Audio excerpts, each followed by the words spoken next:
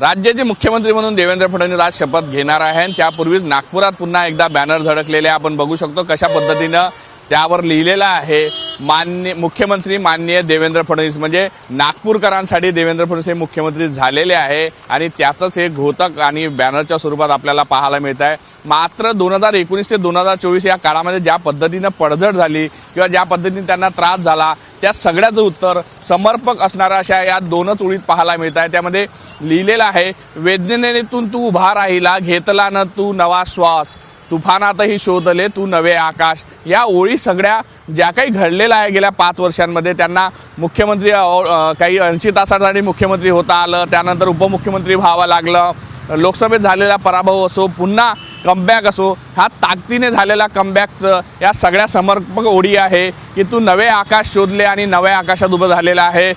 जे आहे देवेंद्र फडणवीस जे मानद सचिव असलेले संदीप जोशी आणि पदाधिकाऱ्यांनी खरं तर हे बॅनर लावलेलं आहे आणि दीनदयाल उपाध्याय चौकामध्ये सध्या हे बॅनर जे आहे ते लोकांचं लक्ष वेधून घेण्याचं काम करतायत।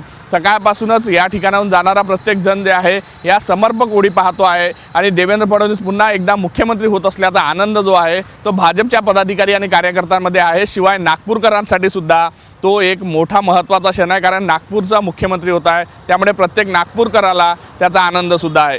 व्हिडिओ जर्नलिस्ट अशांत रंगारीसह पराग डोबळे, साम टीव्ही न्यूज, नागपूर। देश विदेशातील प्रत्येक घडामोडींचे लाईव्ह अपडेट मिळवण्यासाठी आता साम टीव्हीच्या सर्व सोशल मीडिया प्लॅटफॉर्मला लाईक, फॉलो आणि सबस्क्राईब करा। तसंच सर्व नोटिफिकेशनसाठी बेल आयकॉन प्रेस करायला विसरू नका।